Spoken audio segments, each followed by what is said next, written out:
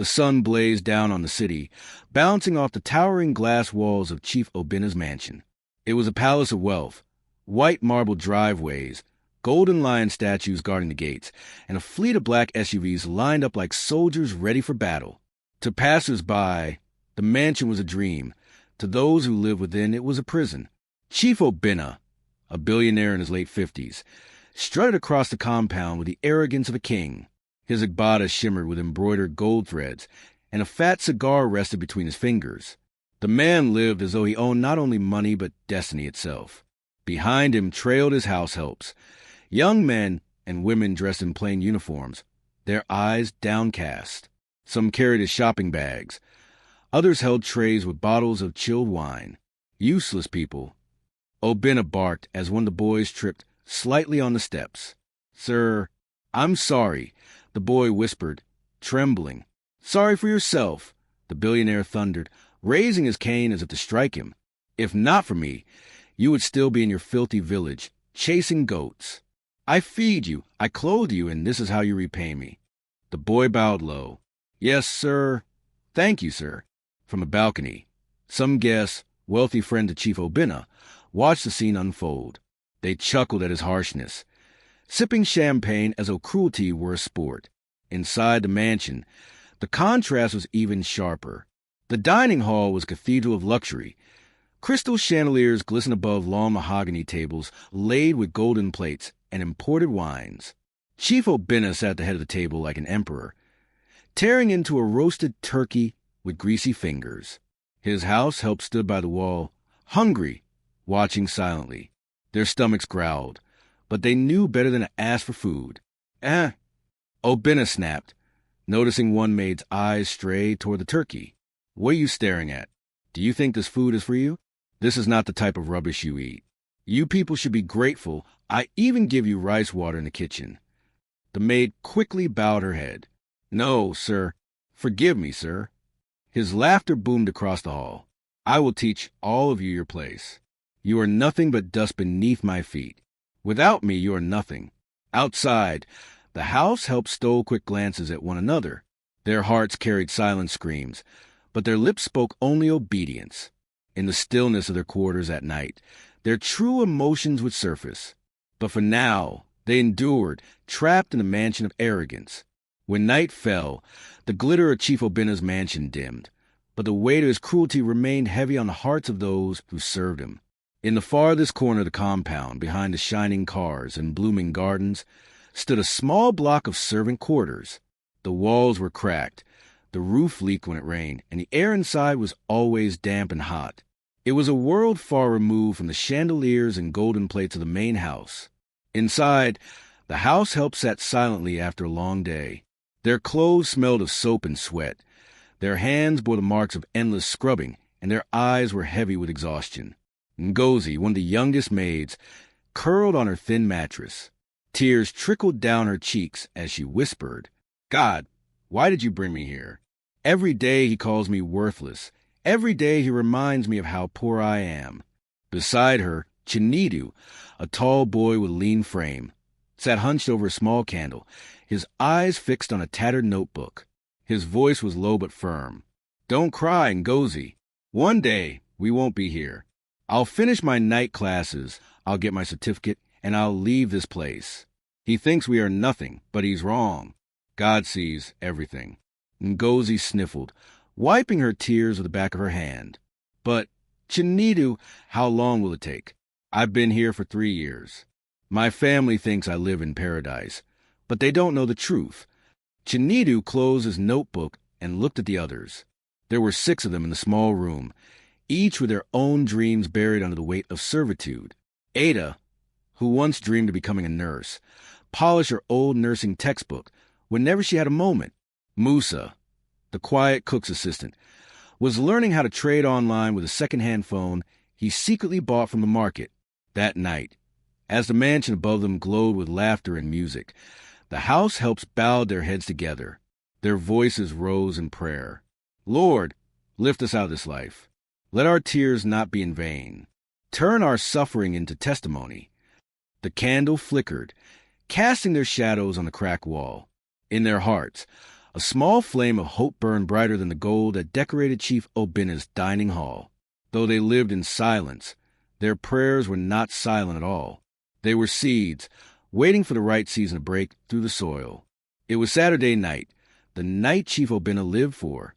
His mansion was ablaze with light, its glass walls glowing like a jewel in the darkness. Expensive cars lined the driveway, and the air was filled with the scent of champagne and grilled meat. Musicians played high-life music at the entrance, while ushers welcomed wealthy guests in dazzling outfits. Inside the grand hall, everything glittered. A massive chandelier hung from the ceiling, spraying diamonds of light across marble floors. Tables groaned under the weight of food, turkeys, seafood platters, exotic wines imported from Europe. Chief Obina stood at the center of it all, dressed in a white igbata embroidered with gold. He laughed loudly, his deep voice booming over the music. "Welcome, my friends. Tonight we celebrate wealth. Tonight, poverty is banned from this house," he declared, raising his glass. The crowd erupted in cheers.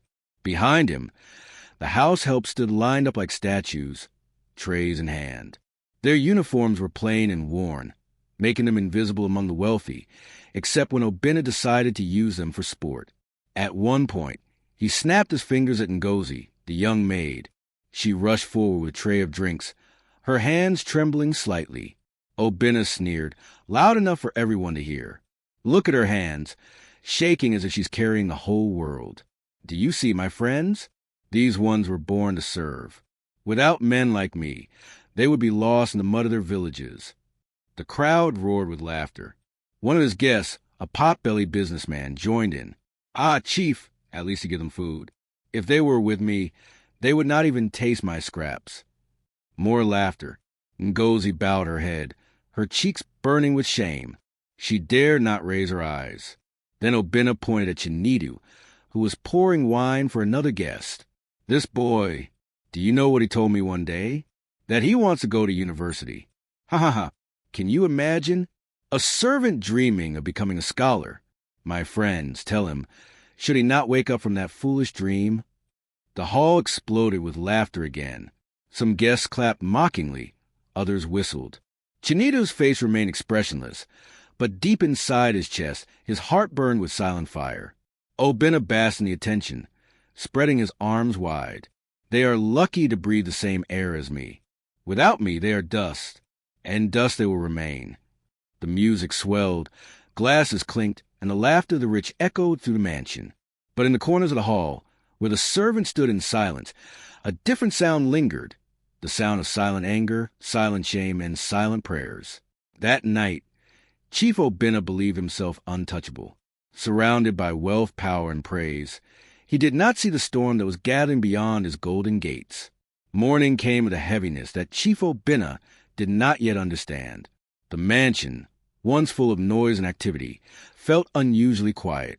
His phone buzzed endlessly with calls from banks, lawyers, and journalists. "Sir," his personal assistant stammered as he walked into the study, "there are problems." Obina frowned, puffing on his cigar. "Problems? Speak quickly." The assistant held out a stack of newspapers. Bold headlines screamed at him. "Billionaire Chief Obina accused of fraud. Government seizes properties in massive corruption scandal. Former partners turn against oil tycoon." Obina snatched the papers, his eyes widening as he read. His hands trembled, but he slammed the desk angrily. "Lies. All of it lies. Who dares to destroy my name?" But the storm had already begun. That same afternoon, black government SUVs rolled into the compound. Officers stepped out, their badges glinting. Without hesitation, they plastered red C stickers on his mansion gates. Obina's fleet of cars was towed away one by one. His workers whispered among themselves as chaos unfolded. By evening, the mansion that had been a palace of laughter was filled with silence. Guests who once begged to attend his parties refused to pick his calls. Business partners vanished. Friends who had toasted to his wealth turned their backs. Days turned into weeks. His accounts were frozen. His companies collapsed. His properties were auctioned. One night, Obina sat in the now-empty dining hall, staring at a cracked plate. The chandeliers above him had been sold. The The room echoed with emptiness. He buried his face in his hands, muttering, "Where are they now? Where are the people who laugh with me? Where are my friends?" But no voice answered, only silence. Out in the servant quarters, the house helps watched everything unfold. They had been dismissed without pay, yet there was no bitterness in their hearts. Some shook their heads in pity, others whispered prayers of thanks. Not for Obina's downfall, but for the justice of life's balance. The man who once declared himself untouchable had become an outcast. The streets of the city buzzed with his story. Chief Obina, the mighty, has fallen. And indeed, he had fallen, not gently, but with a crash loud enough for all to hear. While Chief Obina's empire collapsed like a house of cards, life was beginning to bloom for the very people he once mocked. For years, the house helps had lived under his cruelty, enduring his insults and surviving on scraps. But during those dark days, each of them had planted a seed. And now, one by one, those seeds began to bear fruit. Ngozi, from maid to CEO. Ngozi, the timid maid whose hands once shook when serving drinks, used her small savings to start a street food stall. At first, she sold akra and pap at dawn to workers rushing to their jobs. Her kindness and discipline attracted loyal customers. Within years, her stall grew into a restaurant chain, Ngozi's Kitchen. Investors soon noticed her sharp business sense, and she expanded into a successful food company. One morning, as she walked into her office tower wearing a smart suit, her employees greeted her. "Good morning, Madam Ngozi." She smiled, remembering the days she was called useless. Chinidu, from houseboy to lawyer. Chinidu, who studied by candlelight while others slept, finally earned his scholarship. He worked tirelessly, attending law school by day and freelancing online at night. His brilliance caught the attention of professors, and soon he was hired by one of the country's top law firms. Years later, he returned to the city, not as a servant, but as Barrister Chinidu Okafor, a respected lawyer. In his office, decorated with law books and certificates, he told a young intern, "Never let anyone tell you that your dream is too big. Even dust can rise when the wind is strong enough." Ada, from cleaner to nurse. Ada, who once polished floors in Obina's mansion, pursued her passion for medicine. With the help of a church scholarship, she trained as a nurse. She became known for her compassion and skill in saving lives. One day, in a crowded hospital ward, a grateful patient held her hand and whispered, "You're an angel." Ada smiled through tears. She had once been invisible, but now she was a light for others. Musa, from cook's assistant to businessman. Musa, the quiet boy who experimented with trading on a second-hand phone, became a master of online business. His small import company grew into a thriving enterprise. Within years, he was hiring others, including former house helps, giving them the dignity he had once been denied. At the launch of his new warehouse, he stood before reporters and said, "I know hunger. I know shame. That's why I build businesses that lift others, not crush them." A reunion of victors. Years later, the former house helps gather together, not in the cramped servant quarters, but in a five-star hotel's banquet hall. They had all made it. Laughter and joy filled the room as they shared stories of their journeys. "We prayed in the dark," Ngozi said, raising her glass. "But God heard us. And now we shine," Chinidu added. Their success was not built on revenge, but on resilience. They carried their scars with pride, proof that endurance could turn pain into power. The mansion of arrogance was gone. In its place stood new lives, stronger and brighter than Obina could ever imagine. Years had passed since the fall of Chief Obina. Once the most feared billionaire in the city, he was now unrecognizable. His agbada was replaced by worn-out clothes, his gold chains by beads of sweat. He lived in a small rented room at the edge of town, surviving on handouts. But one morning, while walking along a busy street, he froze. His eyes fell on a giant billboard towering above him. It was Ngozi's face, smiling, confident, radiant. The words beneath read, "Ngozi Foods, Ltd., feeding the nation."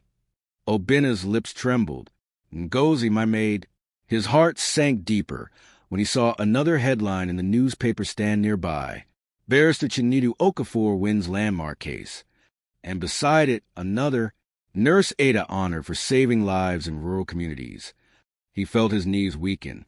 The ones I called useless, now giants. For days he wrestled with pride, but hunger has no patience for ego.